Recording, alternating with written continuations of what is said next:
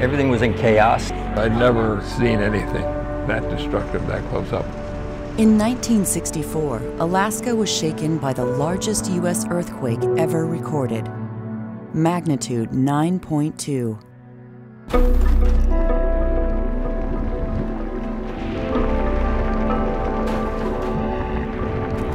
Shaking went on for over 4 minutes. 143 people died. Total property loss in 2013 dollars is estimated at $2.3 billion. There were gaping fractures, massive landslides, and the destruction of water mains, gas, sewer, telephone, and electrical systems. The epicenter was in Prince William Sound, 74 miles southeast of Anchorage, yet effects were observed as far away as Texas and Louisiana. What the 1964 Great Alaska Earthquake taught scientists was as profound and far-reaching. Initially, no one understood how or why the earthquake occurred. Immediately, 3 U.S. Geological Survey scientists were sent to figure it out. The main airport, the Anchorage International, was closed down because the control tower had collapsed and killed the operator. And then we went out separately, mostly separately, to look at different things so we could cover 3 times as much ground. The scientists studied the effects from the air, on land, and along shorelines. They were astonished to find that the surface was disrupted over an area larger than California, 185,000 square miles. Some areas dropped down as much as 8 feet, and others rose up by as much as 38 feet. Barnacles, once 2 feet below the ocean's surface, were suddenly several feet above. Mapping this uplift and downdrop became crucial for understanding what happened. But with no faults visible at the surface to explain it, even with months of careful observation and fieldwork, the cause of the quake remained a mystery. It was right at this time that this idea of plate tectonics, that the surface of the Earth is broken up into roughly a dozen different plates and that they move around with respect to each other. It occurred right at the time where this idea was being put forth. One of the scientists, geologist George Plafker, considered the quake in terms of this newly forming theory of plate tectonics. He knew the theory had new crust forming at mid-ocean ridges, but there was no explanation for where this crust went. And so the most likely one that came to mind is that the oceanic crust is being pushed underneath that part of southern Alaska at a very low angle, and there was slip on the interface between the oceanic crust and the overlying continental crust. These 2 crusts are converging at the rate of 1.5 inches each year. Periodic slip between the crusts produces great quakes, which Plafker called megathrust earthquakes. His realization changed our understanding of these great earthquakes. Megathrust quakes are the largest known on planet Earth. They occur in areas of colliding and descending crusts, known today as subduction zones. The uplift and downdrop of large areas from these quakes is a result of the crust being compressed over years of the plates converging. It releases like a spring, which is the earthquake. Seaward areas are uplifted, while landward areas drop down. George Plafker identified this pattern common to megathrust quakes in subduction zones. The 1964 earthquake was the first megathrust subduction zone earthquake properly interpreted as such. As a result of that, essentially every other large subduction zone earthquake around the world sort of falls in the shadow of what we learned from the 1964 earthquake. Next, the question became, how often do these quakes happen? One of the obvious things that everybody wants to know when you have an earthquake like this is how frequently do they occur? Could you have one tomorrow, or is it thousands of years? Plafker and his team drilled 50 feet into the earth and collected core samples to find out. They used carbon dating to identify when past megathrust earthquakes have occurred in south central Alaska. It's just an example of what has happened in the past, and the analog for that is what happened in the 1964 earthquake, namely an abrupt uplift of a broad area of mud flats that are intertidal, and then sudden appearance of freshwater plants growing on that surface. In the cores, where the remains of land plants overlie ocean sediments, this marks a moment of sudden change, a past megathrust quake. Dating the plant remains provides an age for that quake. The team discovered 9 megathrust earthquakes have occurred in south-central Alaska over the past 5,500 years. The average time span between these quakes was 630 years.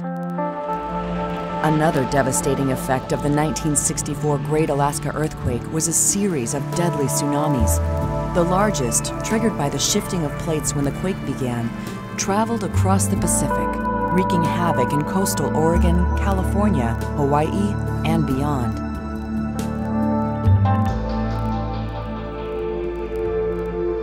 Locally, a number of extremely dangerous tsunamis occurred in south-central Alaska fjords like Whittier and Valdez.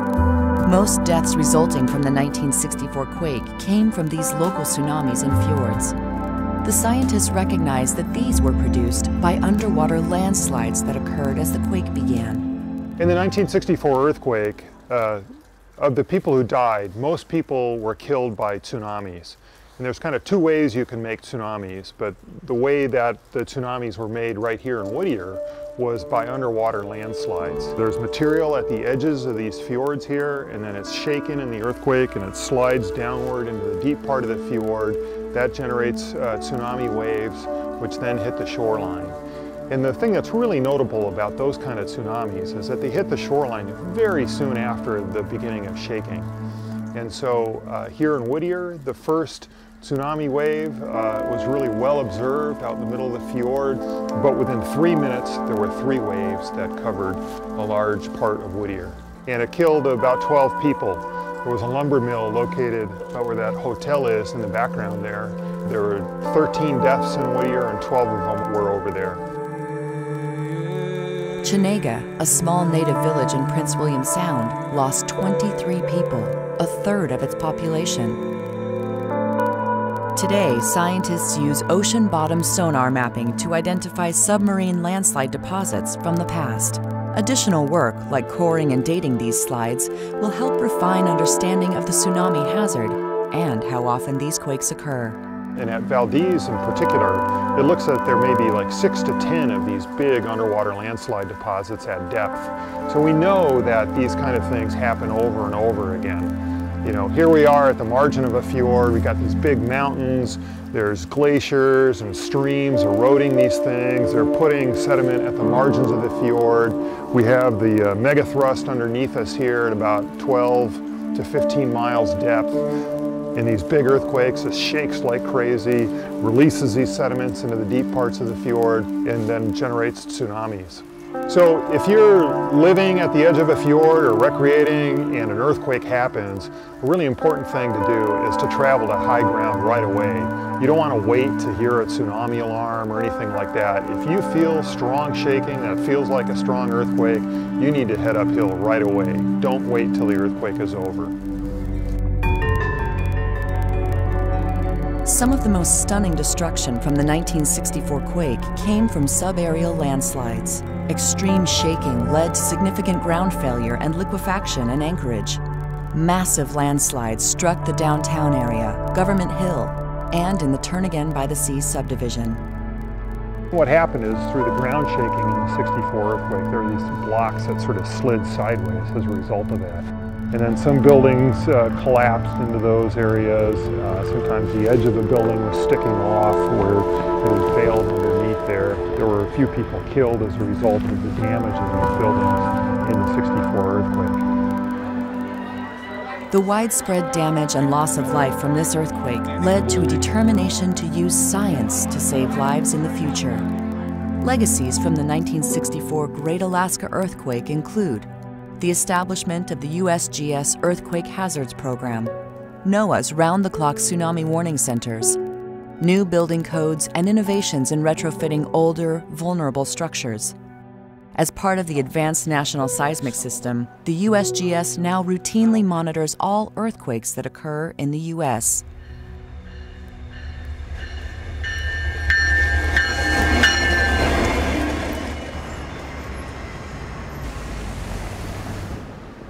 South Central Alaska here is the infrastructure center of the state, and it's also by far the largest population center of the state.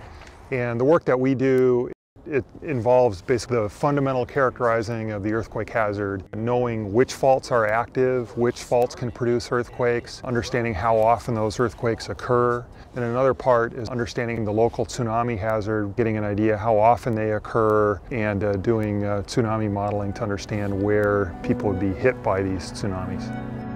Altogether, these programs can help predict strong ground motions from future earthquakes and minimize risks. For example, scientists learned that Valdez was so unstable and at such risk for earthquakes that the entire town was moved.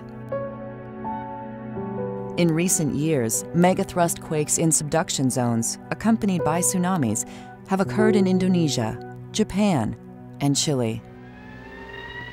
The 1964 Great Alaska Earthquake changed our understanding of earthquakes and tsunamis, and had a profound and lasting impact on how scientific knowledge can be used to help reduce risks and save lives.